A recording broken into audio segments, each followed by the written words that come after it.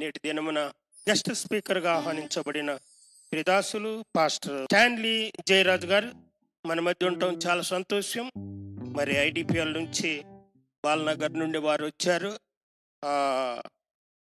వారిని ప్రేమతో వేదిక మీదకి ఆహ్వానిస్తూ ఉన్నాం.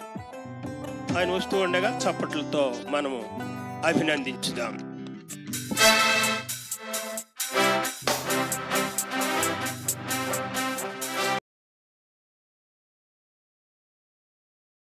దేవునికి నేను ఎంతో కృతజ్ఞత వందనాలు స్తోత్రాలు తెలియజేస్తున్నాను.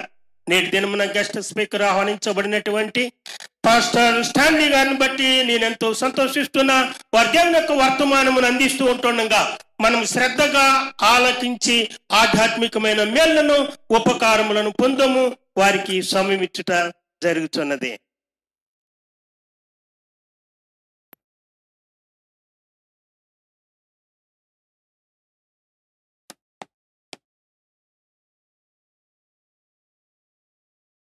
Praise the Lord. ఈ యొక్క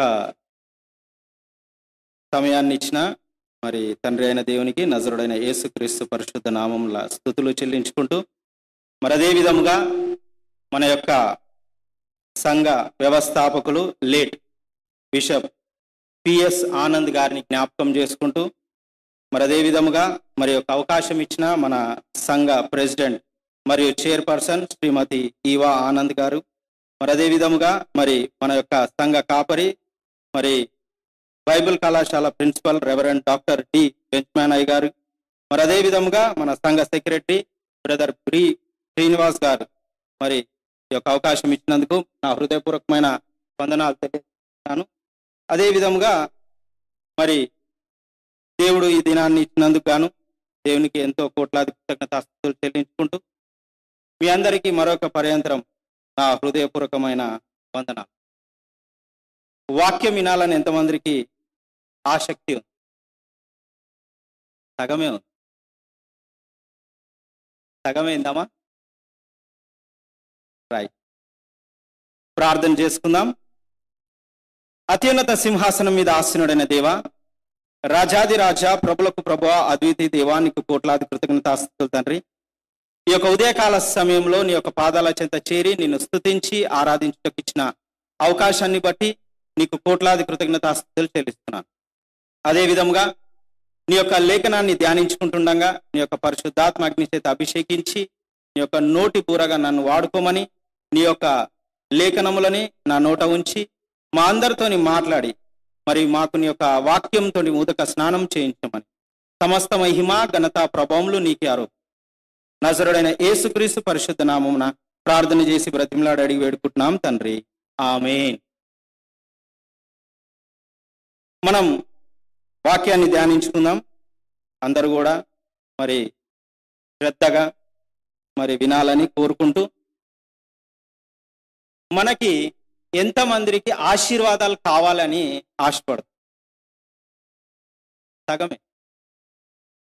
ఎంతమందికి శ్రమలు కావాలి? రైట్. ఓ శ్రమలు వద్దు. బట్ మనకి మ్యాథ్స్లో ఫార్ములాస్ ఉంటాయి, ఫిజిక్స్లో ఫార్ములాస్ ఉంటాయి, బైబిల్లో కూడా ఫార్ములాస్ ఉంటాయి, తెలుసా?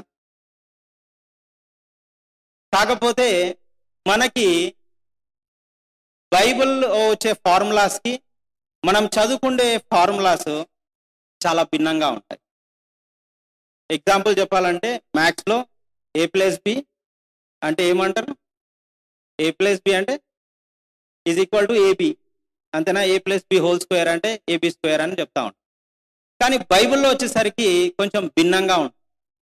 అదే మనం ఈరోజు తెలుసుకోబోతున్నాం. ఆ ఫార్ములా ఏంటిది అంటే, నేను ప్లస్ శ్రమలు ఈజ్ ఈక్వల్ టు ఆశీర్వాదాలు, దీవెన్. హల్లెలూయా. I plus sufferings is equal to plus. అంటే నేనున్నాను, నాకు శ్రమలు వద్దంటే ఆశీర్వాదాలు రా. శ్రమలు ఉన్న దగ్గరనే ఆశీర్వాదాలు వస్తాయి.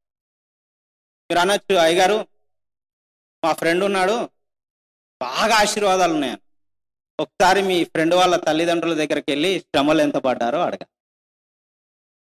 శ్రమలు లేనిది ఆశీర్వాదాలు రావు, దీవెనలు రావు. మనము పరిశుద్ధ గ్రంథము నుండి ఆదికాండము 12వ అధ్యాయము 1వ వచనము మరి చదువుకుందాం. యెహోవా నీవు లేచి నీ దేశము నుండి నీ బంధుల యొద్ద నుండి నీ తండ్రి ఇంటి ఉండును బయలుదేరి నేను మీకు చూపించు దేశమునకు వెళ్ళుము. నిన్ను గొప్ప జనముగా చేసి నిన్ను ఆశీర్వదించి నీ నామమును గొప్ప చేయుదును. నీవు ఆశీర్వాదకరముగా నుందువు. హల్లెలూయా. ఈ మాటలు ఎవరికి పలుకుతున్నారండి? అబ్రహాము. నేను ఈరోజు మీ ముందు 3 వ్యక్తులను పెట్టబోతున్నాను. 1 అబ్రహాము, 2 యోబు, 3 యేసుక్రీస్తు ప్రభువారు.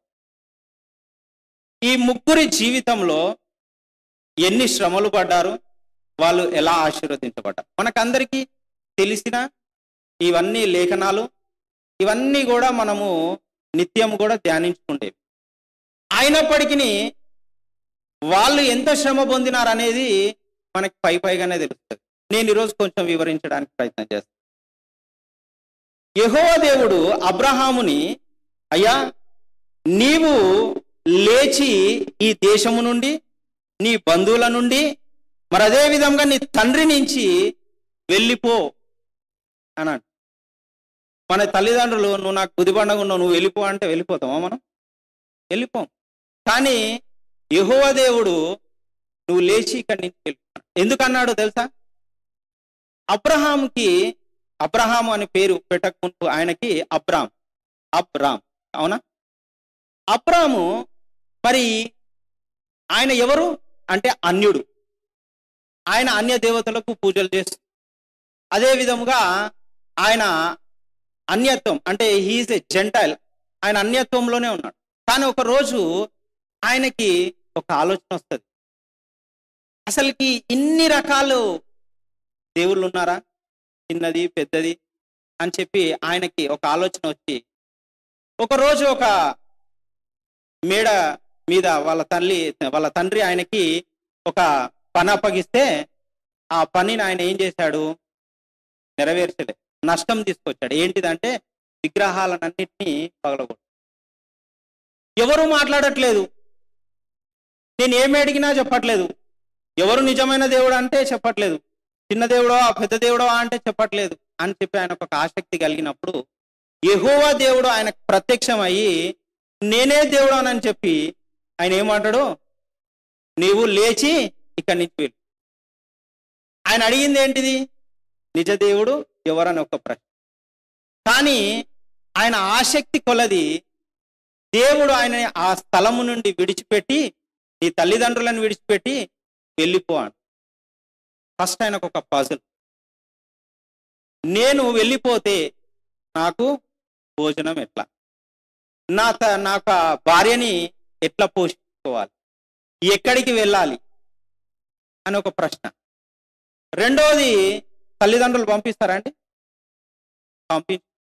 తల్లిదండ్రులు ఎవరు కూడా పంపించరు. కోపం మీద అన్నా ఒక గంట స్నేహితుడి దగ్గరికి వెళ్తే ఏం చేస్తారు? అందరికీ ఫోన్లు చేసి మా అబ్బాయి వచ్చాడా అని పక్కనింటి వారిని అడుగుతారు.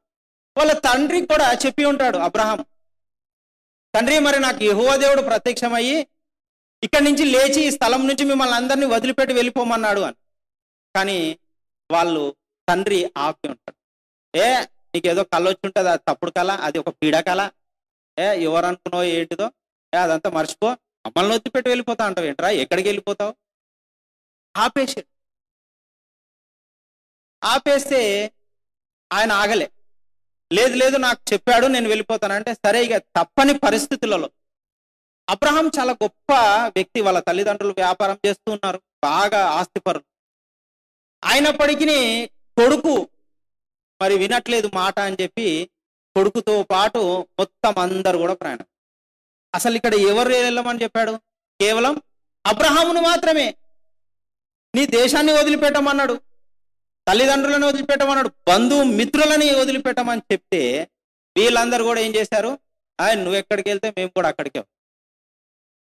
బహుశా వీళ్ళు అనుకొని ఉండొచ్చు, అబ్రహాంకి ఏమన్నా ఒక పెద్ద నిధి దొరికింది, మా నుంచి విడిపోదాం అనుకున్నారు అనుకొని వాళ్ళు కూడా ప్రయాణమై వెళ్ళి హారాన్లో ఆగి.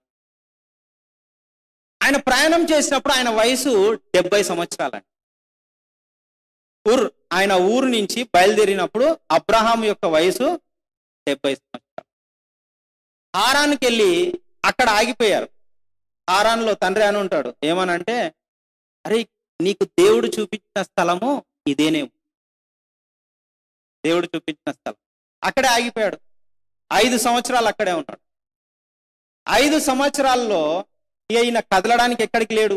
దేవుడు చూస్తూనే ఉన్నాడు, నేను చెప్పింది ఏంది, అబ్రహాము చేసేది ఏంటిది అని. తన తండ్రి చనిపోయిన తర్వాత 5 సంవత్సరాలు మళ్ళీ ఆయన ఏం చేస్తాడు, దేవుడు ప్రత్యక్షమై ఇక్కడ నుండి బయలుదేరు అంటే మళ్ళీ అక్కడి నుంచి ఎవరిని, లోతుని తీసుకొని ఆయన భార్యను తీసుకొని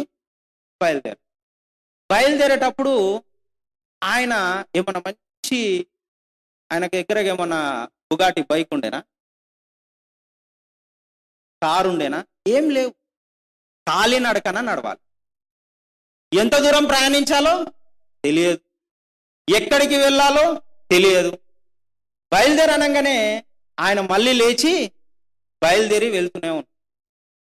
అది అరణ్య ప్రాంతం, అవి కూడా ఉండొచ్చు, ఎన్నో ఎలుగుబంట్లు ఉండొచ్చు, ఎన్నో పాములు ఉండొచ్చు, అవునా, సర్పాలు ఎన్నో ఎదుర్కోవాలి. దారి పొడవునా మళ్ళీ ఆయనకి ఏం కావాలి, ఆహారం కూడా కావాలి. అయినప్పటికీ అన్ని శ్రమలు పొందుతూ పొందుతూ పొందుతూ ఆయన చివరికి కానాను దేశానికి చేరు. ఆయన ఏమి ఈజీ వాక్ కాదండి, అది it's not a cake walk. అదేం సులువైన దారి కాదు. ఇప్పుడు మనకున్న రోడ్లు లేవు, మనకున్న వసతులు లేవు, కాలినడకనే నడవాలి. నల్లమల్ల ఫారెస్ట్కి ఎంతమంది వెళ్ళారా? నాగార్జున సాగర్ దాటితే నల్లమల్ల ఫారెస్ట్, కార్ అడవి. నేను ప్రయాణం చేసిన అర్ధరాత్రి 12 గంటలకి 2 గంటలకి ఆ టైంలో కార్ అడవిలో ప్రయాణించాలంటే నాకు భయం వేసింది, విత్ ఫ్యామిలీ. మరి ఈయన ఎట్లా ప్రయాణించుంటాడు? మనకన్నా రోడ్డు ఉంది, ఆయనకు రోడ్డు కూడా లేదు, ప్రయాణించాల్సిందే. చివరి ఆఖరికి కానాను దేశానికి చేరు. కానాను దేశానికి ఆయన చేరుకున్న తర్వాత ఒక బలిపీఠం కట్టి దేవునికి కృతజ్ఞతాస్తుతులు అర్పణలు అర్పించి, అమ్మయ్యా నన్ను ఇప్పుడు ఏం చేసావయ్యా, నీవు వెళ్ళమన్న దేశానికి నేను వచ్చాను, నువ్వు ఇక్కడ నన్ను క్షేమంగా తీసుకొచ్చినందుకు, నా కుటుంబాన్ని తీసుకొచ్చినందుకు అని కృతజ్ఞత అర్పణలు అర్పించాడు. అర్పించిన వెంటనే మళ్ళీ ఆ దేశంలో ఏమొస్తుందండి, పెద్ద కరువు వచ్చి పడు. ఆల్రెడీ ఎన్నో కిలోమీటర్లు కాలినడకన ప్రయాణించి ఇప్పుడే సేద తీరుదాం అనుకున్నాడు. అప్పుడే కరువు వచ్చి, ఆ కరువులో ఆయన ఏం చేశాడు, ఐగుప్తుకు ప్రయాణం మళ్ళీ వెళ్ళాలంటే వీళ్ళందరినీ తీసుకొని ఏమన్నా ఈజీనా? మళ్ళీ అరణ్యం, మళ్ళీ దాదాపుగా ఒక 14 రోజుల ప్రయాణం, అంతేనా? మామూలుగా మనం లేఖనాల్లో చూసుకుంటే ఆధారంగా మళ్ళీ ఒక 14 days జర్నీ లాగా ఉంటుంది. అక్కడికి వెళ్ళిన తర్వాత అక్కడ అబద్ధం ఆడాల్సి తన భార్య విషయం.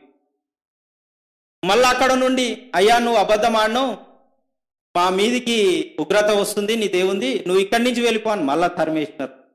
అప్పుడే కొంచెం ఆహారం దొరికింది, తిందాం అనుకున్నాడు, మంచిగా హ్యాపీ లైఫ్ గడుపుతాం అనుకున్నాడు. కానీ అక్కడి నుంచి బయటికి వెళ్ళిపోతాడు. అబ్రహాం జీవితంలో ఏమి కష్టాలు లేవని అన్నది. అబ్రహాములో చాలా కష్టాలు అనుభవించాడు. ఆయన చాలా శ్రమలు పొందాడు. ఆయన శ్రమల ముందు మన శ్రమలు చూసుకుంటే నోవే. ఆ శ్రమలు అవి వర్ణించడానికి, ఎక్కడ ఎప్పుడు ఏ ఆపద వస్తుందో తెలియదు. ఎవరితోని యుద్ధం చేయాలనో, ఎవరితోని గొడవలు చేయాలనో, ఫ్యామిలీని కాపాడుకోవాలి కదా. ఎటువంటి పరిస్థితుల్లో ఆయన ప్రయాణం మాత్రం అట్ లాస్ట్ ఆయన ఒక దేవుడిచ్చిన వాగ్దానం ఏంటిది? నేను నిన్ను దీవించి ఆశీర్వదించి నిన్ను ఫలభరితం చేస్తాను. He will become the father of the nation. అయినప్పటికీ ఆయనకి ప్రయాణం చేసి అంత దూరం వెళ్ళిన తర్వాత కూడా ఆయనకి పిల్లలు కలిగారా? మరి ఆయన నిరాశ చెందలేదు. ఆయనకు పిల్లలు లేరు. అయినప్పటికీ దేవుడిచ్చిన వాగ్దానాన్ని ఆయన ఏం చేశాడు? పట్టుకున్నాడు. ఆయన చెంత పెట్టుకున్నాడు. పెట్టుకొని ఆయన ఏం చేశాడు? నిరంతరము కూడా జ్ఞాపకం చేస్తున్నాడు. ఏం చేస్తున్నాడండి? జ్ఞాపకం చేసుకుంటున్నాడు. ఆయన ఏ రోజు మర్చిపోలేదు. ఆయన మర్చిపోలేదు కనుకనే ఆయన దేవుడు చెప్పిన ప్రదేశానికి బయలుదేరి వెళ్ళాడు. ప్రతిరోజు జ్ఞాపకం చేసుకుంటున్నాడు, కానీ ప్రశ్నించలేదు. He was holding that word. ఆయన మాటను పట్టుకొని నిలబడ్డాడు. దేవుడు ఎక్కడికి వెళ్ళమంటే అక్కడ ఏది చేయమంటే ఆ పని చేశాడు. ఎన్ని శ్రమలు వచ్చినా, ఎన్ని నిందలు వచ్చినా ఆయననేమి ఆహారాన్ని నుంచి మాయం చేసి కానాన్లో పెట్టలేదు. ఆయన నడిచాడు. 70 సంవత్సరంలో నడిచి ఆయనకి 100 years వచ్చినప్పుడు, అంటే ఆయనకి దాదాపుగా 100 సంవత్సరాలు వచ్చినప్పుడు ఆయనకి మళ్ళీ దేవుడు ఒక వాగ్దానం ఇస్తాడు. ఏంటిది? నేను నీకు ఒక కుమారుడిని ఇవ్వబో. ఎవరికైనా సరే ఇప్పుడున్న పరిస్థితిలో 40 years దాటితేనే IVF సెంటర్లకు పోతుంది. ఆయనకు 100 సంవత్సరాలు, కుమారుడు. నవసఖ్యంగా ఉందా? అందుకనే సారా నవ్వుతుంది. సారా అందుకనే నవ్వుతుంది. ఏమో చెప్తున్నాడు లేకపోనట్టు మనకెందుకు, నా వయసు ఏంది, ఈయన చెప్పేది ఏంది అని. కానీ nothing is impossible to our God. మన దేవునికి ఏది అసాధ్యం కాదు. కనుకనే ఇసాకు పుట్టిన తర్వాత సంతోషంగా ఉన్నాడా? మంచిగా. He was enjoying the life. నాకు కుమారుడు వచ్చాడు. కుమారుడు వచ్చాడనే సంతోషము ఉన్న కొద్ది సమయానికి ఏమైంది? దేవుడు బలిగా అడిగాడు. మళ్ళీ ఆయనను తీసుకొని కొండ మీదకి పోయి బలి ఇవ్వడానికి అనిపోతే ఆయన యొక్క విశ్వసనీయత, దేవుని పట్ల ఆయనకున్న ప్రేమ, దేవుని పట్ల ఆయన ఇచ్చిన ఆజ్ఞ పట్ల ఆజ్ఞని స్థిరవసాయించాలని చెప్పేసి ఆయనకున్న ఆసక్తి పట్ల దేవుడు ఏం చేశాడంటే ఒక గొర్రె పిల్లని చూపించి దాన్ని బలి అర్పణగా. మనమంతా ఇప్పుడు ఎవరమండి? అబ్రహాం సంతానం. ఎవరు? అబ్రహాం సంతానం. ఆయన ఆనాడు అంత కష్టపడ్డాడు కాబట్టి మనమంతా కూడా ఈనాడు అబ్రహాం సంతానం అని మనం చెప్పుకుంటాం. ప్రభువా, నేను ప్రయాణించలేను, ఊరి నుంచి హారానికి వచ్చే లోపలే నా పని అయిపోయింది, ఇక నేను ఇక్కడనే ఉంటా అంటే ఆయన దీవించబడి ఆశీర్వదించబడి ఈరోజు మనం అబ్రహాం సంతానం అని చెప్పుకుండేవారమా? ఆయనకు ఆ క్రెడిట్ వస్తుండేనా? రాకపోతే. ఆయన పడిన శ్రమల ముందు నిజంగా మన శ్రమలు ఎంత అండి? చాలా తక్కువ. చాలా అంటే చాలా తక్కువ. మనం ఈరోజు చిన్న సమస్య వస్తే మన దగ్గరికి ఎందుకు మన తల్లిదండ్రులు ఉండి ఎవరైనా సరే, లేకపోతే ఏదైనా అవసరం ఉండి పలానా దగ్గరికి వెళ్ళేసానంటే నేను పోను, నాకు అవసరం ఏంటిది? కాలేజ్, మంచి కాలేజ్ ఉంది, కాలేజ్ బస్ ఉంది, లేకపోతే ఒక మంచి జాబ్ వచ్చింది, జాబ్లో మనకి బస్ ఉంది అంటే అబ్బా ఈ ట్రాఫిక్లో 2 hours ప్రయాణించాలి, 2 hours ప్రయాణించి మళ్ళీ రావాలి, 4 hours ఐ కాంట్ స్పెండ్. నేను అంతా తీసుకోలేదు. మా ఇంటి పక్కన ఉన్న ఫ్యాక్టరీలో వర్క్ చేస్తాను, మా ఇంటి పక్కన ఉన్న స్కూల్కి వెళ్తాను. అవును, అంతేనే కదా. ఏదైనా మనం పొందుకోవాలి ఆశీర్వాదాలు అంటే మన జీవితంలో శ్రమలు ఉండాలి. ఆయన ఆశీర్వాదాలు పొందుకున్నాడు. పాలు తేనెలు ప్రవహించే దేశాన్ని ఇచ్చాడు. ఆయనకి ఏది కొదవలేదు. తర్వాత ఆయన సంతోషమైన లైఫ్ని ఆయన అనుభవి. తన తల్లి తండ్రుల దగ్గర ఉన్న ఆస్తి కంటే ఈయన దగ్గర ఉన్న ఆస్తి ఎక్కువ, చాలా ఎక్కువ. దేవుడు మర్చిపోలేదండి. దేవుడిని అబ్రహాము మర్చిపోయినా, బయలుదేరి హారాన్లో ఉండి దేవుడు చెప్పిన మాట మర్చిపోయినా దేవుడు మాత్రం మర్చిపోలేదు. మళ్ళీ ఏం చేశాడు? నాన్న చాలా ఎక్కువ అయిపోయింది, నవ్ యూ గెట్ అప్, లేచి ప్రయాణం చేయి. నేను ఇచ్చిన దేశం, నేను చెప్పిన దేశం ఇది కాదు. అందుకనే మన జీవితాల్లో కూడా బ్రదర్, ఇన్ని సంవత్సరాల తర్వాత దేవుడు నాకు సహాయం చేశాడు, నాకు ఒక మంచి చక్కటి జాబ్ వచ్చింది, చక్కటి గృహాన్ని ఇచ్చాడు. కానీ ఒక్కటి జ్ఞాపకం చేసుకోండి, ఆ గృహాన్ని, ఆ జాబ్ని దేవుడు ఎప్పుడో చూపించాడు. మన అసమర్థత, మనం దాన్ని గ్రహించక మనం ఏం చేసినాం? Delay. Who has delayed it? మనం డిలే. దేవుడు ఎప్పుడు కూడా డిలే చేయి. ఈ నెవర్ ఎవర్ డిలే, ఎప్పుడు delay. So he was blessed. ఆయన బాగా ఆశీర్వదించబడ్డాడు. ఎందుకు? ఆయన శ్రమలు. రెండో వ్యక్తి యోబు. యోబు ఎవరండి? దేవుని యొక్క భయభక్తులు కలిగిన వ్యక్తి. యోబుకి ఏమని పేరు అంటే దేవుని యొక్క భయభక్తులు కలిగిన వ్యక్తి అని. ఒకసారి యోబు గ్రంథము 1వ అధ్యాయము 1 నుంచి 4 వచనాలు మనం చదువుకుందాం. ఊజు దేశమందు యోబు ఒక మనుషుడుండెను.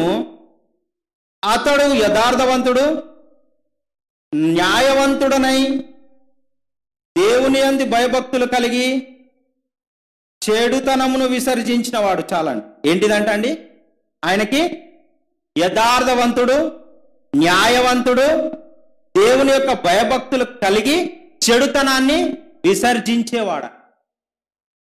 మనకెంతమందికి దేవుడు అంటే భయం?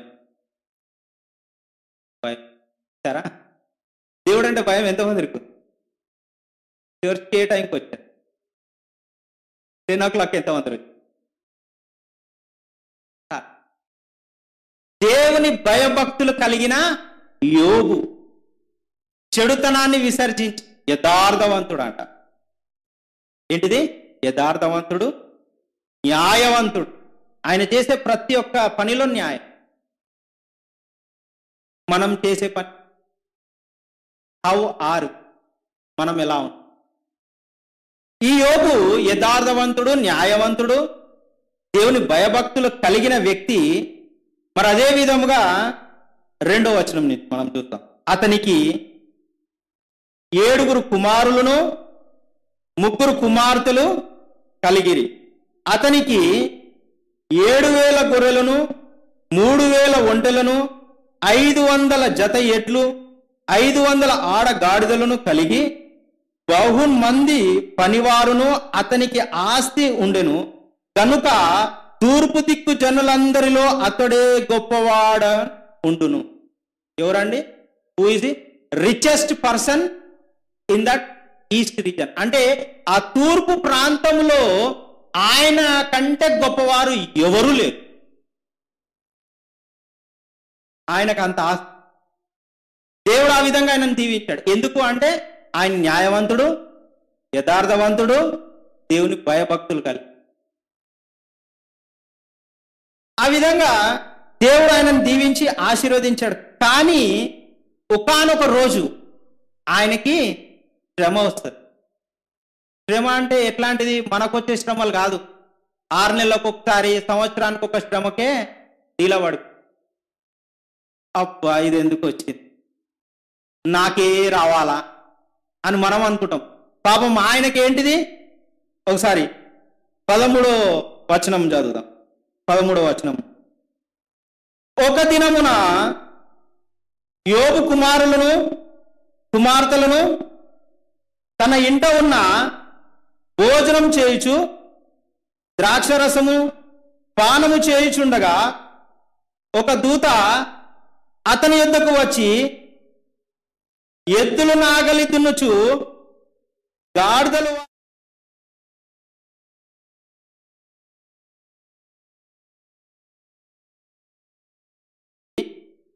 ఖడ్గముతో పనివారిని హతము చేసి చాలండి. ఫస్ట్ ఒకటి ఏంటిదంట అండి? పనివారినందరినీ చంపేసి ఏం పట్టుకపోయినారంట? ఏదులను, ఆయనకున్న గాడిదలను అన్నింటినీ ఫస్ట్ అంది. ఎప్పుడు? వాళ్ళ పిల్లలు మంచిగా భోజనం చేస్తూ, పానము తాగుతూ, వాళ్ళ అన్న ఇంట్లో ఉన్నప్పుడు వాళ్ళు మంచిగా they are enjoying their life, చాలా సంతోషకరంగా ఉన్న సమయంలో ఒక పనివాడు వచ్చి, అయ్యా ఎవరు షెబాయిలు అంట వచ్చి మనకున్న ఎడ్లని గాడిదలనన్నిటిని తీసుకొని పోయినారయ్యా.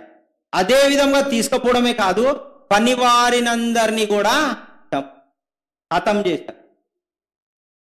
అటు తర్వాత ఒకసారి మరి 16వ వచనం, అతడు ఇంకా మాట్లాడుచుండగా మరి ఒక్కడు వచ్చి దేవుని అగ్ని ఆకాశము నుండి పడి గొర్రెలను పనివారిని రగులబెట్టి కాల్చివేశాను. చాలా ఈ వార్త ముగియక మునిపే మళ్ళీ ఇంకొక వార్త ఏంటిదంట, దేవుని అగ్ని వచ్చి ఏమైంది, వచ్చి ఆ గొర్రెల మీద పడితే ఆ గొర్రెలన్నీ కాలి.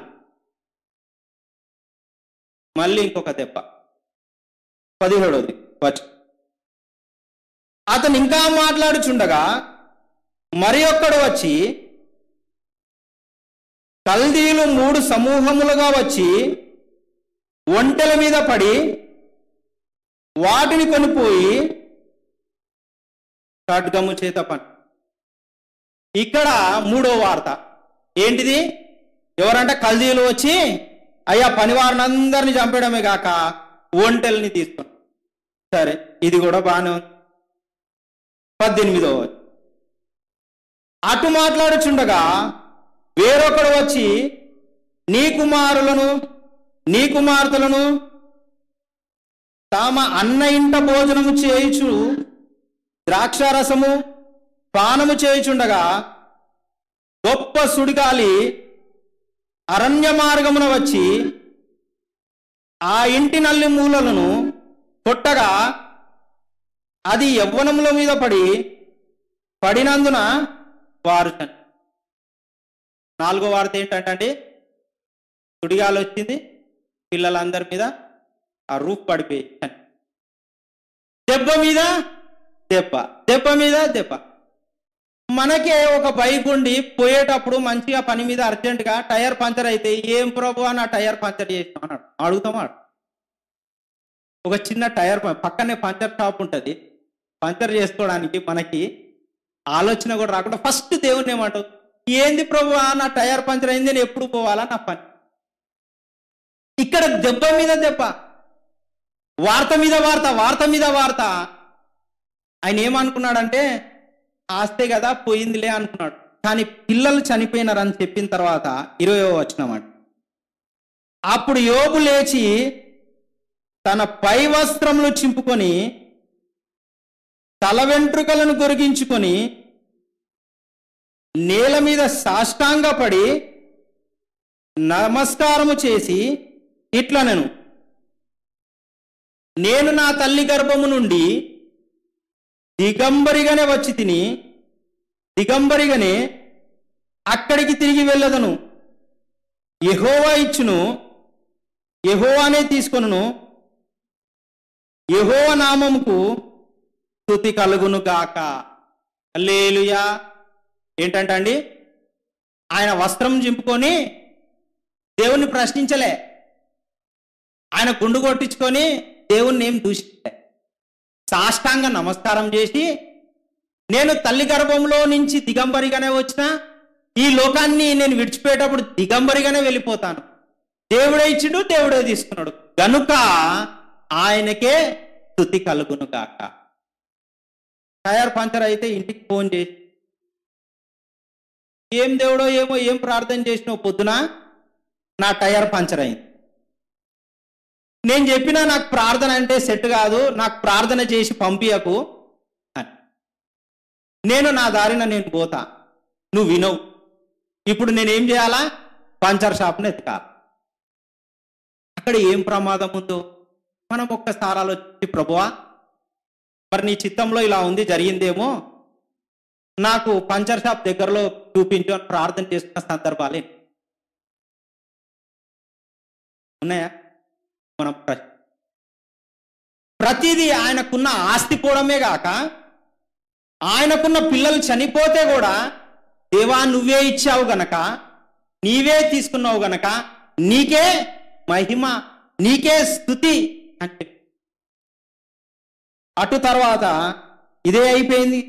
ఇదే కాదు, ఆయనకు మళ్ళీ ఇంకా శ్రమ వచ్చింది. యోబు గ్రంథం 2వ అధ్యాయం 7 నుంచి 10 వచనాలు. కాబట్టి అపవాది యెహోవా సన్నిధి నుండి బయలువెళ్ళి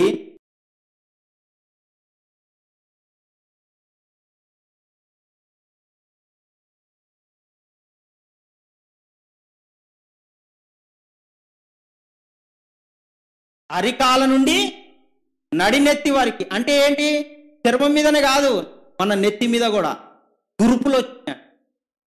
ఏం చిన్న కురుపులు కాదు. చిన్న ఉన్నప్పుడు చికెన్ పాక్స్ ఎంతమంది, అవునా? అప్పుడు మనకైతే తెలియదు. పోనీ దానికే పెద్దవాళ్ళకి వస్తుంది షింగల్స్ అని, ఎంతమందికి వచ్చి రాలి. సేమ్ అటువంటిదే. ఏమవుతుంది అంటే బొబ్బలు నొప్పి పగిలిపోయి చీము నెత్తురు కారి అది దురద తట్టుకోలేక ఉంటాం అనమాట. దూర్లతో నాకు ఇక్కడ ఒక మార్క్ ఉంటుంది, చిన్న ఉన్నప్పుడు గీకినానంట. మా అమ్మాయి చెప్తుంది చికెన్ పాక్స్ వస్తాను, అంత దురద. దానికంటే భయంకరంగా తల నుండి అరిపాదంలో వరకు యోబుకు వస్తే వెళ్ళి ఆయన బూడిదలో కూర్చొని వస్త్రాలన్నీ చెప్తున్నాడు. బూడిదలో కూర్చొని ఒక కుండ పెంకు తీసుకొని తీరుకుంటా ఉంటాడు. ఒక్కసారి జ్ఞాపకం చేసుకుంటే ఎట్లా, మనకు ఒక చిన్న పింపుల్ వస్తేనే 10 సార్లు అద్దం దగ్గర, అది మగవారైనా ఆడవారు, అవునా? ఆయన తల నుండి అరిపాదాల వరకు వచ్చింది. ఆయనకి ఏం మిర్రర్ లేదు, కానీ ఆయనకున్నది ఒకటి పెంకు తీసుకొని గీక్కుంటా ఉంటుంటే అవి పగిలిపోయి రక్తాలు గారి ఆ బొబ్బలకి నీరు గారి ఆయన ఎంత అవస్థ పడుతుంటే ఆయన భార్య ఏమంటదంటే, నువ్వు నీ దేవుణ్ణి దూషించి చచ్చిపో అంట, బాధ తట్టుకోలేక. అప్పుడు ఆయన ఏమంటాడంటే, దేవుడు మేలు చేస్తే ఆ మేలును అనుభవించి, కీడు చేస్తే దాన్ని విసర్జించాలనా, దాన్ని కూడా అనుభవించాలా, మూర్ఖురాలా అంటాడు. మనకు ఒక చిన్న అనారోగ్యం వస్తే అయిపోయినా నేను అని చెప్పేసి, చిన్నదే ఒక టైఫాయిడ్ జ్వరమో మలేరియా జ్వరమో వస్తే చర్చికి పోకుండా మానేసి ఇంటికాడనే కూర్చొని, నేను ప్రతి వారం చర్చికి పోతున్నా, ప్రతి వారం బల్లలో చేయి వేస్తా, ప్రతిదినం ప్రార్థన చేస్తున్నా, వాక్యాన్ని ధ్యానం చేస్తున్నా, నాకెందుకు వచ్చింది ఈ రోగం? నా శత్రువుకు రాలేదు, పక్కన వాడు బాగున్నాడు అంటాం లేదు. కానీ యోబు అట్లనలే, అయ్యా ఈ ఆరోగ్యం కూడా నువ్వే ఇచ్చింది, ఈ ఆరోగ్యం కూడా నువ్వే తీసు, ఏది జరిగినా నీ చిత్తమే కాబట్టి నాదేంది డ్యూటీ, పెంకు తీసుకొని పోపుకుంటా నేను, నాకంతే. భార్య చెప్పిన మాట కూడా వింటేది.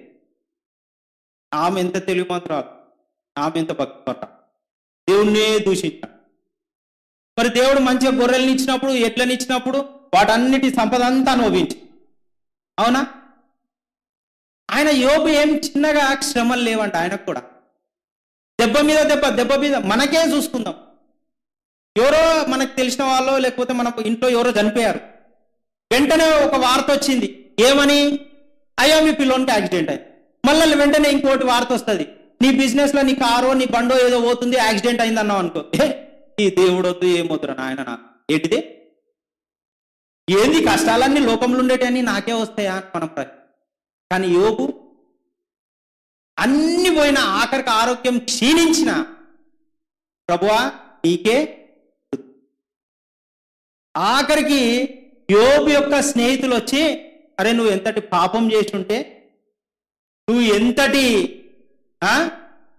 దేవునికి వ్యతిరేకంగా నువ్వు జీవించినట్లయితే నీవు ఈ పరిస్థితికి వస్తాడు. అసలు యోబు ఎంత యథార్థవంతుడు అండి. తన పిల్లలు భోజనం చేస్తూ పానము తాగుతూ దేవుణ్ణి ఎక్కడైనా దూషించినారేమో అని చెప్పి యోబు ప్రతిదినం పాపక్షమాపణ వాళ్ళని శుద్ధీకరించి వాళ్ళ పాపక్షమాపణ కొరకు ఆయన బలులు అర్పించాడు. అందరికీ కలిపి ఒకటి కాదు, ఒక్కొక్కరికి కలిపి ఒక్కొక్కటి.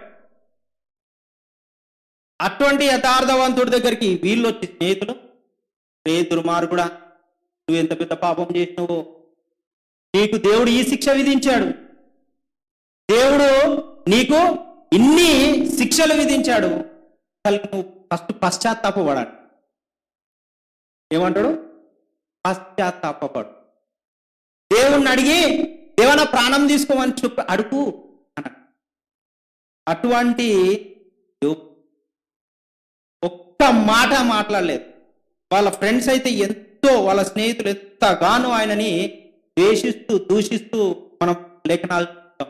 ఒక్క మాట ఆయన వ్యతిరేకంగా దేవునికి ఒక్క మాట. చివరాఖరికి ఆ స్నేహితుల నిమిత్తం వారికి ప్రార్థన చేసి వాళ్ళని క్షమించమని ఎవరు అడగాలి? యోబే అడిగాడు, క్షమించమని అడిగాడు. అటు తర్వాత ఆయనకు ఆశీర్వాదం. యోబు గ్రంథం 42 అధ్యాయము 12 నుంచి 17 వచనాలు. యోబు గ్రంథం 42 అధ్యాయము 12 నుంచి 17. యెహోవా యోబుని మొదట ఆశీర్వదించిన కంటే మరీ అధికముగా ఆశీర్వదించెను. అతనికి 14,000 గొర్రెలను, 6,000 ఒంటెలను, 1,000 జతల ఎడ్లను, 1,000 ఆడుగాడిదలను కలిగెను. మరియు అతనికి 7 కుమారులను, 3 కుమార్తెలు కలిగిరి. చాలండి. ఏంటండి? పోగొట్టుకున్న దానికంటే డబల్. ఆశీర్వాదాలు కావాలంటే అందరు చేస్తే, శ్రమలు కావాలంటే ఒక్కరే. కానీ మనకందరికి 2 బిల్డింగ్లు ఉండాలా, 2 కార్లు ఉండాలా, 2 బండ్లు ఉండాలా. మరి శ్రమలు అయితే ఆయన అంత శ్రమలు పొందాడు గనక, అంత పోగొట్టుకున్నాడు గనక ఆయనకు రెట్టింపు. మీరు చూడండి, పెద్ద పెద్ద బిజినెస్ మెన్స్ ఉంటారు కదా, వాళ్ళు చెప్పే మాట ఏంటంటే, నేను బిజినెస్ పెట్టినప్పుడు చాలా లాసెస్ వచ్చాయండి, బిజినెస్ మూసేద్దాం అనుకున్న టైంకి దేవుడు ఆశీర్వదించాడు, అదొక బూక్లాగా వెళ్ళిపోయింది, నేను కోటీశ్వరుడు, నా టర్న్ ఓవర్ కోట్లలో ఉంటాను. ఆయన ఏం ఆహ్వానించాడు? లాసెస్, ఒక బిజినెస్. అవునా? అయినప్పటికీ లాసెస్ వచ్చినప్పటికీ ఆయన బిజినెస్ కొనసాగి దాంట్లో ఉన్న మెలుకులను తెలుసుకున్నాడు, అభివృద్ధి పడు. దేవుడు మనకిచ్చే శ్రమలు ఎందుకు? దేవా, ఈ శ్రమ నాకు ఎందుకు ఇచ్చావని అడిగావా ఎప్పుడన్నా? ఈ శ్రమ ఎందుకు కలిగింది నాకు అని ప్రార్థన చేసావా? నేను ఒక చిన్న సాక్ష్యం చెప్. ఈ యోబుకు వచ్చింది అన్నాను కదా, కురుపులు వచ్చాయి కదా, ఆ కురుపులో లాస్ట్ మంత్ నాకు 4 మీద వచ్చింది. అసలు ఎంత భయంకరంగా ఉందంటే, కొంతమంది సింగిల్స్ అన్నారు, చికెన్ పాక్స్ అన్నారు, నాకు 2 చిన్నపిల్లలు ఉన్నారు, నేను ఏం చేయాలో నాకు అర్థం కాలేదు. ఒక పక్క నుంచి దురద, ఒక పక్క నుంచి ఏమో బాధ, నొప్పి అన్ని భరిస్తూ నేను దేవుని పాదాల దగ్గర పోయి, అయ్యా ఇది నువ్విచ్చింది, ఇది నువ్వే మాన్పాల, నేను ఏ డాక్టర్ దగ్గర పోను అని చెప్పేసి నేను దేవుని పాదాల దగ్గర నేనుంటే, నువ్వు ఇంత చిన్నదానికే ఇట్లా మాట్లాడుతున్నావు, యోబు కథ ఒకసారి గుర్తు చేస్తా.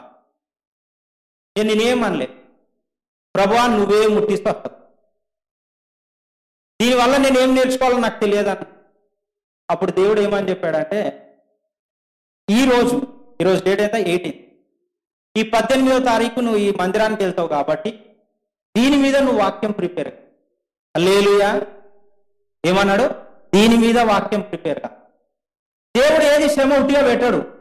ఆ శ్రమ పెట్టకపోతే ఈ రోజు నేను ఈ వాక్యం చెప్పేవాడినా, మనం ధ్యానించుకుంటాం కాదు. సో మనం దేవుడిని అడగాలి, ఈ శ్రమ నాకు ఎందుకు వచ్చింది అని. అప్పుడు దేవుడు ఆ శ్రమ వెనుకున్న మర్మాన్ని నీకు తెలియజేసి దీవించాడు. యోబు బాగా దీవించబడ్డాడు, రెట్టింపుగా దీవించబడమే కాక, ఒకసారి 16వ వచనం చదువు. అటు తర్వాత యోబు 140 సంవత్సరాలు, ఎన్ని సంవత్సరాలండి? 140 సంవత్సరాలు బ్రతికి తన కుమారులను 4 తరముల వరకు చూశాడు. హల్లెలూయా. రేపు ఒక్క మర్మాన్ని చూడమే కాదు, అవునా? 4 తరాలు చూసి కుమారులు కుమారులు కుమారులను చూసి ఆయనను ఎంత సతాయించారు. నాకు అది కొని నాకు ఇది. దేవుడైతే ఏం పదవి చేయలేదు, కానీ ఓపిక శక్తి అంత దేవుడి ఆశీర్వాదం ఆపుతారు. మనం ఇంకొక వ్యక్తిత్వం యేసు ప్రభు. యేసు ప్రభు పరలోకమందున్న తన యొక్క సింహాసనాన్ని విడిచిపెట్టి, తన కిరీటాన్ని విడిచిపెట్టి ఈ భూమి మీదకి వచ్చి కన్యాక గర్భన మరియమ్మ గర్భమున ఆయన పరిశుద్ధాత్మ చేత అభిషేకించబడి ఆమె గర్భవతి అయినప్పటి నుండి యేసు ప్రభు వారు శ్రమలు పొంది. ఎంతమంది అంగీకరిస్తారా? ఎందుకన్నానంటే పరిశుద్ధాత్మ చేత మరియమ్మ గర్భవతి అయినప్పుడు, యేసు ప్రభు గర్భంలో ఉన్నప్పుడు ఫస్ట్ యోసేపే నాకు వివాహం అవుతాను, వివాహమే వద్దాను తిరస్కరించేవాడు. నాకు మరియమ్మ మరియమ్మ వద్దంటే ఎవరు వద్దన్నట్టు? యేసు ప్రభు వారిని కూడా వద్దాను. ఆయనకు తెలియదు. అందుకోసమని దేవదూత ఆయనకు ప్రత్యక్షమై ఆయనకి వివరించి చెప్పిన తర్వాత ఆమెను స్వీకరించారు. అటు తర్వాత ఆయనకి ఇంకా ఎన్నో శ్రమలు వస్తాయి. వాళ్ళు వేరే ప్రాంతంలో నివసించేవారు.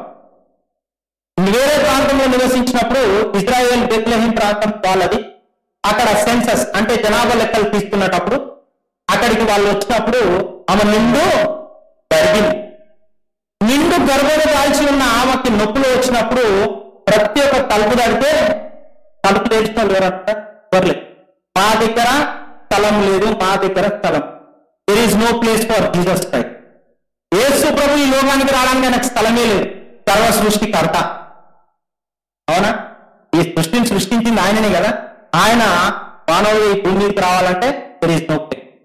అందరు తలుపు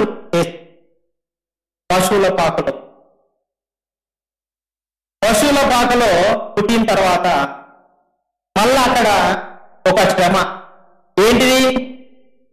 జ్ఞానులు ఉండే దగ్గర ఉండకుండా ఒక చుట్టం చూసి బయలుదేరి వచ్చి ఏ రోజుకి, అయ్యా మీ దేశంలో ఒక రాజు పుట్టాడు, ఆ రాజుకి మేము బంగారము సాంబ్రాణి పూలము తీసుకొని వచ్చినాం, వాళ్ళకి సమర్పిస్తామని చెప్పి. నేను రాజు ఉండగా ఇంకొక రాజు ఎక్కడి నుంచి వస్తాడు? నా తర్వాత నా కుమారుడు అవుతాడు, నా వంశస్థులు అవుతారు, నేను బ్రతకుండా ఇంకొక రాజు ఎక్కడి నుంచి వచ్చాడు అని అనగానే వీళ్ళు అన్ని వివరించి చెప్పండి. 2 సంవత్సరాల లోపు పిల్లల్ని, 2 సంవత్సరాల ఉన్న పిల్లలంతా ఒక పిల్లని అనగా మళ్ళీ దేవుడితో ప్రత్యక్షమై, అయ్యా నువ్వు ఈ దేశాన్ని విడిచిపెట్టి వెళ్ళిపో అంటే చిన్న బాబుని వేసుకొని ఐగుప్తుకి వెళ్ళిపో. పాలు కావాలి, రాత్రి ప్రయాణాలు అన్నీ ఉంటాయి కదా. మళ్ళీ వాళ్ళు ప్రయాణించే గాడిదని దేన్నో దానికి ఆహారం తీసుకుని వెళ్ళాలి, వీళ్ళ ఆహారం పెట్టుకోవాలి. ఐగుప్తు నుండి ఆయన మరి ఏ రోజు రాజుగారు చనిపోయిన తర్వాత మళ్ళీ యెరూషలేముకి వచ్చి మన ఇజ్రాయెల్ దేశానికి వచ్చి బెత్లెహేముకి వచ్చినప్పుడు మళ్ళా ఆయన దేశానికి రమ్మని ఆజ్ఞాపి దేశానికి వచ్చినప్పుడు యేసు ప్రభు వారు ఏమి గమ్మున ఉండలేదు. తన తండ్రి అయిన యోసేపు తను యవన వయసులో ఉన్నప్పుడు చనిపోయినప్పుడు ఆయన మీద కుటుంబ బాధ్యతలు పడ్డాయి. ఆయనక తమ్ముళ్ళు చెల్లెళ్ళు ఉన్నారు. ఎంతమంది ఉన్నారంటే ఆయనకి దాదాపుగా 4 ఎవరు తమ్ముళ్ళు, 2 చెల్లెలు. తండ్రి వెళ్ళిపోయిన తర్వాత ఫస్ట్ భారం ఎవరి మీద పడుతుందండి? పెద్ద కుమారుడు మీద. పెద్ద కుమారుడైన యేసు ప్రభు మీదకి కుటుంబం బాధ్యత పడు. తండ్రి ఏం పని చేసేవాడు? పట్ట. ఈయన కూడా అదే పని, ఆ వృత్తిని పెంచుకొని వడ్రంగి పని చేస్తూ కుటుంబ పోషణ, హల్లెలూయా, కుటుంబ పోషణ చేశాడు. ఒక్కరే ఇవాళ రేపు మన బంధువులలో ఎవరైనా ఒక రోజు మన దగ్గరకు వచ్చి ఒక 2 రోజులు ఉంటామంటే ఎంతో భారంగా ఫీల్ అయ్యి, అవునా? అట్లాంటిది తల్లిని చూసుకోవాలా, తమ్ముళ్ళని చూసుకోవాలా, పిల్లలను చూసుకోవాలా. అది కూడా ఒక్కరిద్దరు కాదు, 4, 5, 6 అంటే ఏమన్నా చిన్న ఈసిన ఎంత కష్టపడాలి, ఏమి పనులు చేయాలి. ఆయన ఫ్యామిలీ ఒక రెస్పాన్సిబిలిటీని కూడా ఆయన పొంది ఇవాళ రేపు ఫ్యామిలీ రెస్పాన్సిబిలిటీ వదిలిపెట్టిన వాళ్ళు ఎంతమంది స్త్రీలు కానీ చిన్న శ్రమ రాగానే వదిలేసి నువ్వు అమ్మగారి ఇంటికి ఏంటిది ఈయన వదిలేయచ్చు, ఇది నా పని కాదని యేసుప్రభు వచ్చింది వారికి కాదు. ఆయన లోకరక్షకుడు, ఈ లోకాన్ని రక్షించడానికి ఆయన వచ్చాడు.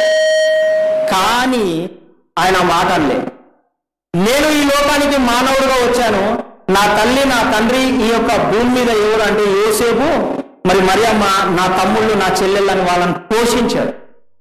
పోషించి ఆయనకు 30వ ఏట వచ్చినప్పుడు ఆయన ఏం చేశారు, ఇంకా నా బాధ్యతలు తీరిపోయాయి, మీరిప్పుడు మీ బాధ్యతను మీ భుజాల మీదకి ఎత్తుకోండి వాళ్ళకి అన్ని అప్పగించి సేవకు అని చెప్పేశారు. పరిచర్యకు వచ్చేస్తారు. పరిచర్యకు వచ్చినప్పుడు బాప్తిజం పొందిన తర్వాత అరణ్యంలో ఆయన టెస్టింగ్ స్టార్ట్. ఫస్ట్ ఏం టెస్టింగ్? అపవాది వచ్చి ఈ శోధన, చిన్న శోధన కాదు, మనకు కూడా ఉపవాసం ఉన్నప్పుడే చికెన్ గుర్తుకొస్తుంది. ఉపవాసం ఉన్నప్పుడే మనకి ఆ రోజు ఉపవాసం ఉండమని అనుకుంటాం, ఉపవాసం ఉంటావు, అంత నిర్ణయం తీసుకుంటావు, సాయంత్రం వచ్చి ఒకళ్ళు పెళ్లి పత్రిక ఇస్తారు. అయ్యా 5 స్టార్ హోటల్లో మంచి భోజనం, లేకపోతే ఒక ముస్లిం పెళ్లి వస్తుంది, వాళ్ళదైతే ఇంకా అమోఘంగా ఉంటుంది. హలీంలు, చికెన్ బిర్యానీ, మటన్ బిర్యానీ. అయ్యా ప్రభువా పోస్ట్పోన్ చేసేస్తా, సారీ నన్ను క్షమించు. ఎందుకు? చికెన్ బిర్యానీ. యేసు ప్రభు వారు అరణ్యంలోకి ఆయన ప్రవేశించి ఆయన ఉపవాసం చేసి ఆ ఉపవాసం అయిపోయిన తర్వాత ఆయనకు వచ్చిన ఫస్ట్ మనం అయితే ఏంటిదంటే ఉపవాసం అయింది, నువ్వు 3 గంటలకు ఉపవాసం బ్రేక్ చేస్తావు అంటే అన్ని ఏం చేయాలా రెడీ చేసి పెట్టుకొని ఒక చిన్న ప్రార్థన చేశాం. ఏసయ్యా నాకు ఆత్రం నీకు స్తోత్రం, చలో డై తినేసాం.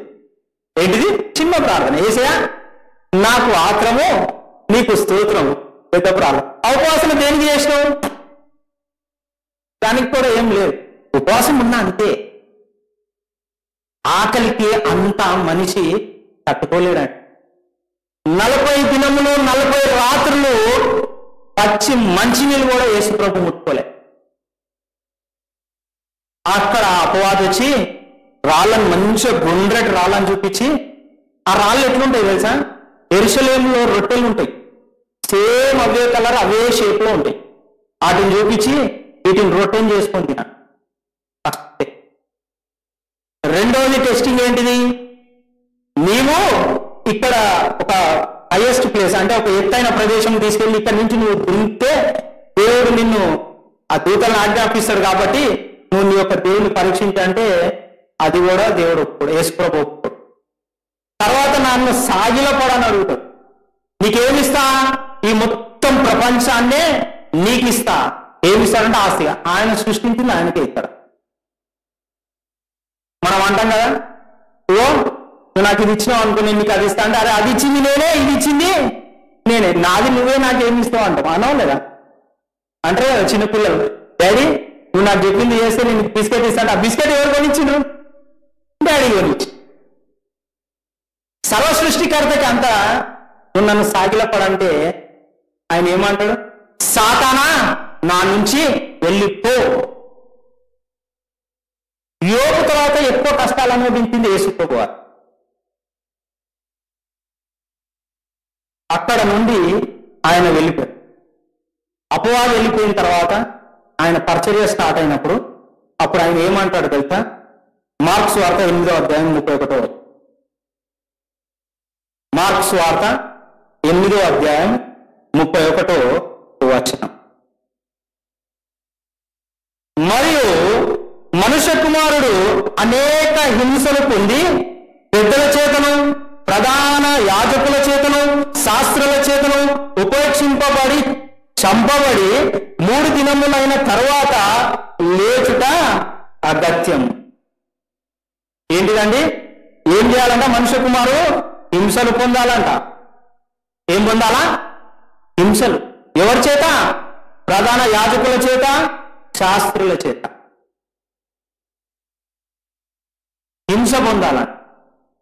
ఆయన అంగీకరించి ఆయన చెప్తున్నాడు, నేను హింస పొందాలి. ఈనాడు మనం ఎంతమందిని హింసించబడడానికి మనము రెడీగా ఉన్నాం? ఏం లేదు, చర్చ అయిపోయిన తర్వాత నేనే ఉన్నా, ఎవరినో కోళ్ళని ఎన్నుకొని ఇదంతా వ్యాక్యూమ్ క్లీన్ చేయాలా అని చెప్పేసి అంట. రెడీగా ఉంటారా? పాస్టర్ గారు సినిమా టైం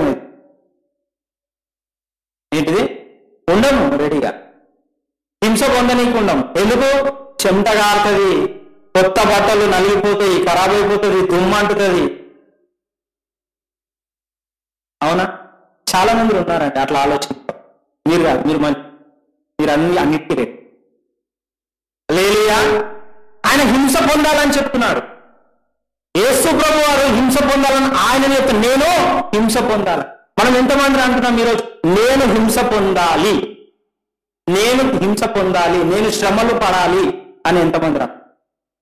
ఆశీర్వాదాలు అయితే ఓ తండ్రి నీ ఆకాశ గుప్పులను విప్పి నా మీద కుమ్మరించి కుదించి కుదిపి నిండి పొంగి పొర్లాల.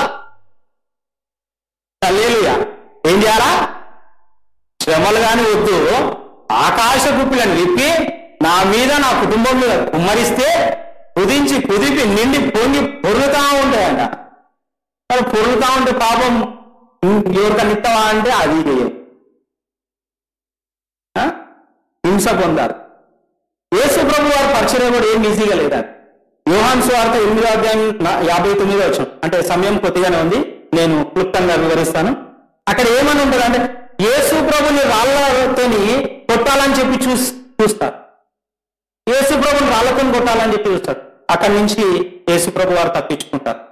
అదే విధంగా ఆయన ఎవరికి కూడా ఏమన్నా అపాయం తలపెట్టాడా? రోగులు వస్తే ముట్టి స్వస్థపరిచాడు, అనారోగ్యంతో బాధపరిచిన వారిని అందరినీ, చనిపోయిన వారిని తిరిగి లేపిన రోజున. అదే విధంగా దెయ్యం పట్టిన వాళ్ళని పీడిపోయాడు. ఆఖరికి ఆయన గురించి చూసుకోకుండా ఆయన వెంబడించే వారికి ఆకలి అవుతుందని చెప్పి ఎవరి దగ్గర ఏమన్నా ఉన్నాయంటే 5 రొట్టెలు 2 చిన్ని చేపలు ఏం చేసిండు? 5,000 మందికి పంచిపెట్టి మళ్ళీ 12 గంపలు మిగిలి. అవి ఏమి ఎక్స్ట్రా లేవండి, యేసు ప్రభు వారు మిగిలిచ్చాడు. ఎందుకు అంటే మళ్ళీ వీళ్ళు తిరిగి ప్రయాణమయ్యే మార్గం మధ్యలో మళ్ళీ వీళ్ళకి ఆకలి అవుతుందేమో అని చెప్పి అది కూడా వాళ్ళకి పంచిపెట్టడం. ఆయన ఆకలి కూడా ఆయన చూసుకోలే. అటువంటి యేసుక్రీస్తుని ఏం చేశారండి? ఆయనకి ద్రోహం తలపెట్టారు. ఎవరు? యూదా ఇస్కరియోతు ఏం చేశాడు? యేసు ప్రభుని నేను పట్టిస్తానని చెప్పి ఆయన ఒప్పందం చేసుకున్నాడు. పేతురు ఎవరు? అయ్యా నువ్వు పరలోకము నుండి వచ్చిన దేవుని కుమారుడివి అని రికగ్నైజ్ చేసి, అంటే కనుగొన్న ఆయన కూడా ఏమంటాడు? నీ గురించి అవసరమైతే నా ప్రాణాన్ని ఇస్తా యేసయ్యా, నీ గురించి. నేను ఎవరన్నా చంపడానికి వస్తే నేను నా పీక దగ్గర మా యేసు ప్రభుని వదిలిపెట్టాను. ఎవరన్నా నిన్ను సంఖ్యలు వేస్తే నాకు సంఖ్యలు లేండి అయ్యా, మా యేసు ప్రభుకి ఎందుకు వేస్తారని చెప్పేసి నేను ముందుకెళ్తా అన్న ఆయన ఏం చేశాడు? యేసుప్రభా నాకు తెలియదు, ఆయన ఎవరు, ఆయన ముఖం ఎట్టుంటుంది, ఆయన ఎప్పుడు చూడలేనే. అరే నిన్ననే చూసిన నీతో పాటు, నా పోలికలు కలిగిన వాడిని ఎవరన్నా చూసినాయేమో అన్నాడు. ఆయన ఏం చేయబడ్డాడండి? తృణీకరించబడ్డ. ఆయన మీద నానాకమైన కుట్రలు పన్నారు. మత్తయి సువార్త 26వ అధ్యాయంలో ఉంటుందండి. ఆయన మీద అనేకమైన కుట్రలు పన్నారు ఆయనను చంపడం కోసం. అదే విధముగా యేసు ప్రభుకి అబద్ధ సాక్ష్యాలు ఆయనకు వ్యతిరేకంగా పుట్టించారు. అబద్ధ సాక్ష్యాలు వ్యతిరేకంగా పుట్టి, అదే విధంగా ఆయన మీద తప్పుడు ఆరోపణలు, ఆయన ఎవరికి హాని తలపెట్టలే, తప్పుడు ఆరోపణలు. అట్ లాస్ట్ ఆయనను తీసుకుపోయి పిలాతు దగ్గర నించోబెట్టినప్పుడు మరణదండన అంటే శిలువ దండన ఆయనకి విధించినప్పుడు ఆయనని ఏం చేశారండి? ఆయనని చెంప మీద కొట్టారు, ఉంచారు. తర్వాత ఏం చేశారంటే ఆయనను కొట్టిన దెబ్బలు ఎటువంటిదంటే ఇంత చిన్న కర్ర ఉంటుంది, సన్నగా ఉంటుంది, కొడితే తోలు లేచి రావు. ఆ తర్వాత ఒకటి ఉంటుంది, ఏంటిది అంటే దాన్ని ఏమంటారంటే రోమన్ ఫ్లాగ్రమ్ అన్నట్టు. అంటే దానికి ఒక ఏమంటారు, మన తోలు ఉంటుంది కదా, లెదర్ అంటాం కదా, లెదర్తో పాటు రాయి కట్టి ఒక చిన్న ఇనుప ముక్క కట్టి దాంతో కొడితే మాంసం వచ్చాయి. 39 స్ప్లాషెస్ అంటే ఏంటిది, కొరడా దెబ్బలు ఆయనను కొట్టారు. మొత్తం రక్తం ఇట్లా స్పిల్ అవుట్ అయ్యాయి. ఆయన ఒక మాంసం ముద్దగా మార్చబడ్డాడు. అట్లా ఆయనని కొట్టడమే కాక ముళ్ళ కిరీటం పెట్టి మేకులు దిగ్గొట్టి ఆఖరికి చనిపోయాడా లేదా అని చెప్పి పక్కల బల్లం కూడా పోదు. అట్లా పొడిచి ఆయనని సిలువలో మరణించి దాకా ఆయనని హింస పెడుతూనే ఉంది. అందుకనే అంటాడు, నేను హింస పొందాలని. ఆయన ఆ హింస పొందాడు గనక చివరిగా నేను రోమియోలకు రాసిన పత్రిక 8వ అధ్యాయం 34వ వచనం, ఆయన అంత హింస పొందాడు గనక ఈనాడు నీవు నేను ఎక్కడ కూర్చున్నామండి, ఆయన రక్షణ అనే గొడుగు కింద కూర్చున్నాం. పాపాలు ఆయన రక్తం చేత మన పాపాలు కడగబడ్డాయి గనుక మనం ఈరోజు ఈ యొక్క సన్నిధిలో ఆయన ఉన్నాం. ఆయన అంత హింస పొందాడు గనక ఆయనకు వచ్చినది ఏంటిదండి అంటే, చదవండి, శిక్ష విధించువాడు ఎవడు, చనిపోయిన క్రీస్తేసే, అంతేకాదు మృతులలో నుండి లేచిన వాడును దేవుడి కుడి పార్శ్వమున ఉన్నాడంట. హల్లెలూయా. చాలండి. ఎక్కడున్నాడంట ఆయన? దేవుడి కుడి పార్శ్వమున ఉన్నాడంట. కుడి పార్శ్వమున ఉండడమే కాదు, అటు తర్వాత ఏముంటుందంటే మన గురించి ఆయన విజ్ఞాపన కూడా చేస్తున్నాడంట. దేవుని కుడి పార్శ్వం దగ్గర ఆయన కూర్చుండే అవకాశం. యాక్చువల్గా దేవుని కుడి పార్శ్వం కాదు. ప్రకటన గ్రంథం 3వ అధ్యాయం 21వ వచనం. ప్రకటన గ్రంథము 3వ అధ్యాయం 21వ వచనం. నేను జయించి నా తండ్రితో కూడా ఆయన సింహాసనం మందు కూర్చి ఉండి ఉన్న ప్రకారం. చాలండి. ఏంటంటండి, దేవుని యొక్క సింహాసనం మీద కూర్చొని ఉన్నాడు. ఆయన వచ్చింది దేవుని కుమారుడనే, కానీ ఎట్లొచ్చాడు? మనలాగా వచ్చాడు, మానవుడుగా వచ్చాడు. ఆయన ఏమి డైరెక్ట్గా రాలేదు. ఒక తల్లి గర్భమున నుండి బయటికి వచ్చి మానవుడుగా ప్రతి ఒక్క శ్రమ మనకంటే ఎక్కువగా అనుభవించి ఆయన చనిపోయి తిరిగి లేచి మనకి రక్షణ ఇచ్చాడు. రక్షణ ఇవ్వడమే కాకుండా అటు తర్వాత చదవండి, నాతో కూడా నా సింహాసనమందు కూర్చుండనిచ్చేదనంట. ఎవరినంట అండి? మనల్ని, శ్రమల్ని జయించిన వారిని. ప్రియమైన సంగమా, అబ్రహాము శ్రమలు చూసాం, యోబు శ్రమలు చూసాం, ఆఖరికి మన గురించి రక్తం కార్చిన యేసు ప్రభుత్వం. ఈ శ్రమలని మనం జ్ఞాపకం చేసుకొని మనకొచ్చే శ్రమల్ని పోల్చుకొని క్రీస్తేస్తులో నడుస్తే దీవెనలు, ఆశీర్వాదాలు. నేను ప్లస్ శ్రమలు, ఆశీర్వాదం, దీవెనలు. నీవుండి నాకు శ్రమలు వద్దంటే ఆశీర్వాదాలు రావు.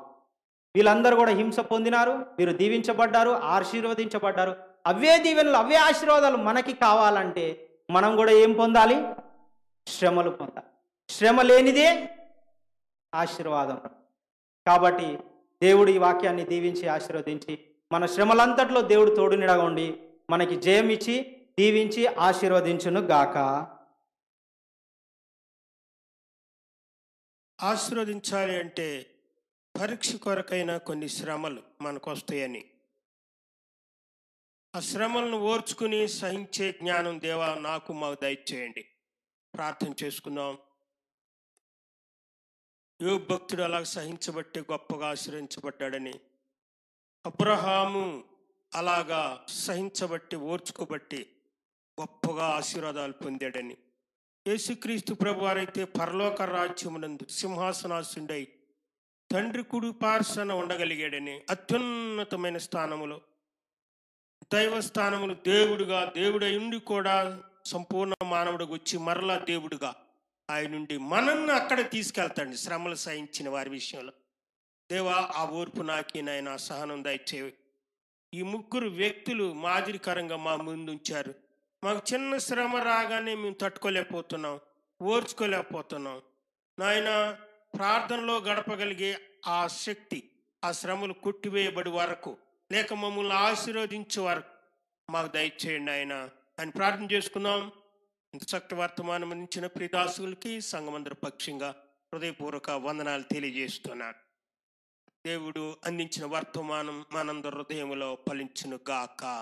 ఆమేన్. మహోన్నతుడా మా పరమ తండ్రి, ఇని వాక్యం మా అందరి హృదయంలో ఫలింపు చేసి మేమును నీ మీద ఆధారపడి ఒకవేళ ఇలాంటి శ్రమలు వచ్చినప్పుడు ఓర్చుకోగలిగి శక్తి మాకు ప్రసాదించమని యేసునామమున ప్రార్థిస్తున్నాం తండ్రి.